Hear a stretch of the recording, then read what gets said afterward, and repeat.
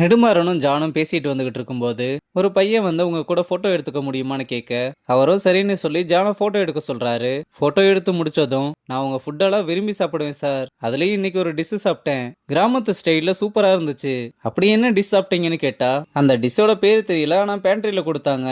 உடனே ஜான் அவர் கொஞ்சம் பிஸியா இருக்காருன்னு சொன்னதும் அந்த பையனும் ஓகேன்னு கிளம்புறான். இதனால நெடுமாறனும் செம்ம காண்டுல இருக்க, நீங்க இதெல்லாம் போட்டு குழப்பிக்காதீங்க, இப்ப வர கெஸ்ட்டுக்கெல்லாம் ஆர்கானிக் ஃபுட்டு தான் பிடிக்குது, அதுதான் இப்ப புது ட்ரெண்டுன்னு சொன்னதும் என்ன வவ்வால் மீனுக்கு நெத்திலி மீன் அட்வைஸ் பண்ணுதா, இங்க என்ன செய்யணும் என்ன செய்யக்கூடாதுன்னு எனக்கு தெரியும், நீ எனக்கு அட்வைஸ் பண்ண தேவையில்லைன்னு சொல்லிட்டு போறாரு.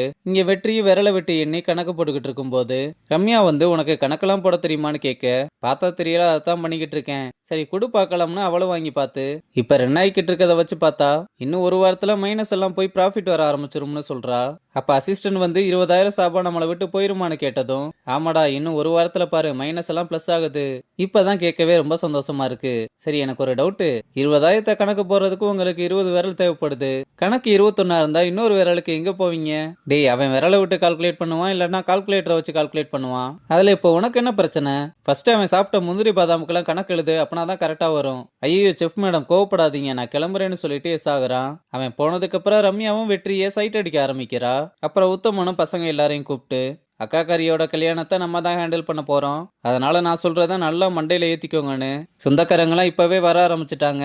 அவங்களுக்கு என்ன வேணும்னு கேட்கறதுக்கு முன்னாடி நம்மளே அவங்க என்ன கேட்பாங்கன்னு அசியூம் பண்ணி அவங்களுக்கு சர்வீஸ் பண்ணணும். அப்புறம் கல்யாணத்துல விஐபிக்கு லேடிஸுக்கு மென்னுக்கு தனித்தனி சேர் போட்டு கரெக்டா ஹேண்டில் பண்ணணும். நம்ம மென்னை ஹேண்டில் பண்ணிடலாம், உமனை ஹேண்டில் பண்ணிடலாம், ஆனா நம்மளால ஹேண்டில் பண்ண முடியாதவங்க குழந்தைங்க தான். சறுக்குன்னு வருவாங்க, கால் சந்தில போவாங்க, கில்லுவாங்க, அடிப்பாங்க, ஏன் நமக்கு படக்கூடாத இடத்துல கூட அடிபடும். உடனே நமக்கு கோவம் வந்து ஏ சனியனே அங்கிட்டு போ அப்படின்லாம் சொல்லக்கூடாது. அந்த நேரத்துல கோவத்துல அடக்கிக்கிட்டு அந்த குழந்தைய பார்த்து ஸ்மைல் பண்ணணும். முக்கியமா கெஸ்ட் எல்லாரையும் நம்ம வீட்டு கல்யாணத்துக்கு வந்திருக்க மாதிரி பொறுமையா ஹேண்டில் பண்ணணும்னு சொல்றாரு.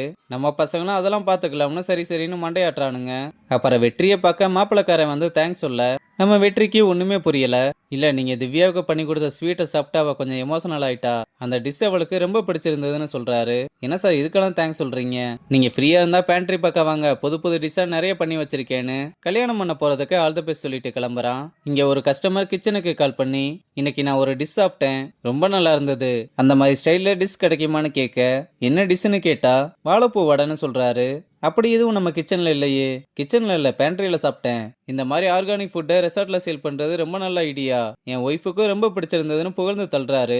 ஐசுவும் இதனால ஒரே குழப்பத்துல இருக்கும்போது ஜான் வந்து போன் வாங்கி பேச கெஸ்ட் அவர்கிட்டையும் விஷயத்த சொல்ல, இல்ல சார் கிச்சன்ல நம்ம அந்த மாதிரி எதுவும் பண்றது இல்ல, ஆனா அதை விட நம்ம கிச்சன்ல நிறைய வெரைட்டிஸ் இருக்குன்னு சொன்னா, ஆனா அவர் அதெல்லாம் வேணாம்னு சொல்லிடுறாரு. ஐசுவும் இங்க என்ன நடந்துகிட்டு இருக்குன்னு கேட்க இது மட்டும் இல்ல இந்த மாதிரி நிறைய கால்ஸ் வந்துகிட்டு இருக்கு, நம்ம இதுக்கு மேல இதை செஃப் கிட்ட சொல்லாம இருந்தா நல்லா இருக்காதுன்னு நெடுமாறன் கிட்ட வந்து விஷயத்த சொல்ல, நம்ம மெனுல என்ன இருக்கோ அதை மட்டும் ஃபாலோ பண்ணுங்க. இல்ல செஃப் நான் என்ன சொல்ல வர்றேனா, நீ என்ன சொல்ல வரையோ பாத்ரூம்ல இருக்க கண்ணாடியை பார்த்து அதை நீயே சொல்லிக்கோ, இப்ப இங்க இருந்து வெளியே போன்னு கோவமா சொல்றாரு.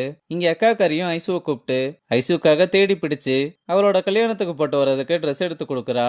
ஆனா ஐசு என்னால உன் கல்யாணத்துக்கு ப்ராப்பரா ரெடி ஆயிட்டு வர முடியாது, நான் அப்பாவை கஷ்டப்படுத்த கூடாதுன்னு ஒவ்வொன்னையும் பார்த்து பார்த்து பண்ணிக்கிட்டு இருக்கேன், என்னால நீ சொல்ற மாதிரி வர முடியாதுன்னு ரிட்டர்ன் கொடுக்க, நீ வர்ற வரலன்றதெல்லாம் அப்புறம்தான், இது நான் உனக்காக கொடுத்தது, அதை இப்படி திரும்பியெல்லாம் கொடுக்காதன்னு சொல்றா. இங்க ரகுபதியும் பேண்ட்ரியா ரியா ரொம்ப நல்லா ரன் பண்றதுனால பாராட்டி தள்ளுறாரு. நான் தான் எல்லாமேன்னு சொல்லிட முடியாது, வெற்றி இதுக்காக நிறைய ஹார்ட் ஒர்க் பண்ணியிருக்கான்னு ரொம்ப பெருந்தன்மையா சொல்றா. அவரும் அப்ப எனக்கு ஒரு வேலை இருக்குன்னு சொல்லிட்டு கிளம்ப, அப்ப ராஜன் அந்த பக்கத்துல இருந்து வர்றதை பார்த்ததும் வேகமா வந்து அவனை கூப்பிட்டு இன்னைக்கு அப்பா என்கிட்ட பேண்ட்ரி ரொம்ப நல்லா ரன் ஆகுது, என் நம்பிக்கையை காப்பாத்திட்ட அப்படி இப்படின்னு நிறைய சொன்னாரு, ஆனா இது எல்லாத்துக்கும் காரணமே நீதான், நீ மட்டும் அன்னைக்கு பேண்ட்ரியை ரியா பாத்துக்குவான்னு சொல்லலைன்னா இது எதுவுமே நடந்திருக்காதுன்னு தேங்க்ஸ் சொல்றா. என்ன தேங்க்ஸ் எல்லாம் சொல்ற, நீ ஜெயிக்கிறதுக்காக எப்பவும் பேக்ரவுண்ட்ல இருந்து நான் சப்போர்ட் பண்ணுவேன், எப்பவும் பேக்ரவுண்ட்ல தான் இருப்பியா, ஏய் என்னாச்சு உனக்கு, ஒன்னும் இல்ல நான் வேற ஏதோ யோசிச்சுக்கிட்டு இருந்தேன்னு சொல்லி சமாளிக்கிறா. ஒருவேளை ராஜன் மேல ரியாவுக்கு லவ் வந்துருச்சான்னு தெரியல. அப்புறம் வெற்றியை பார்க்க வந்து நான் இன்னைக்கு ரொம்ப சந்தோஷமா இருக்கேன்னு ரகுபதி பாராட்டின விஷயத்தெல்லாம் சொல்லி, இப்படியே போச்சுன்னா இது பயங்கரமான வெற்றியா இருக்கும், ஒரு தடவை ஜெயிக்கிறது ஈஸி தான், ஆனா அந்த இடத்த தக்க வைக்கிறது ரொம்ப கஷ்டம், அதை நம்ம பண்ணியே ஆகணும், உன் மேல எனக்கு பெரிய நம்பிக்கை இருக்குன்னு அவனுக்கு கை கொடுத்து இப்படியே நல்லா பண்ணுன்னு சொல்ல, நம்ம பையனும் ரியா பாராட்டினதை நினைச்சு ரொம்ப சந்தோஷப்படுறான். இங்க நெடுமரனும் ரொம்ப கோவமா புகைய ஊதி தள்ளிக்கிட்டு பாஸ்ட்ல சீக்கா அண்ணங்கிட்ட ரெசார்ட்டுக்கு வர்றவங்களுக்கு நம்ம ஊர் சாப்பாடை சமைச்சு கொடுத்தா விரும்பி சாப்பிடுவாங்கன்னு நினைக்கிறேன். நம்ம ஊர் சாப்பாடுனா எதை சொல்ற? இந்த கம்பு கேழ்வரகு அந்த மாதிரி. சீக்கா என்ன பேசுற நீ? இது பட்டணம், இங்க வரவங்களுக்குலாம் அதெல்லாம் பிடிக்காது. நீ வாட்டுக்கு கம்பு கேழ்வரகுன்னு சொல்லிக்கிட்டு இருக்க. அடப்போடா, நம்ம ஊர்ல எத்தனை பேருக்கு சமைச்சு கொடுத்துருக்கேன் தெரியுமா? ஒரு தடவை சமைச்சு கொடுத்தா எப்படியும் பிடிக்கும். நான் சொன்னது கண்டிப்பா ஒரு நாள் நடக்கும்னு சொன்னதை நினைச்சு பிரசன்ட்ல நெடுமாறன் அவன் சொன்னது அப்படியே நடந்துருச்சேன்னு செம்ம காண்டுல இருக்கதோட இந்த எபிசோட முடிச்சிருக்காங்க.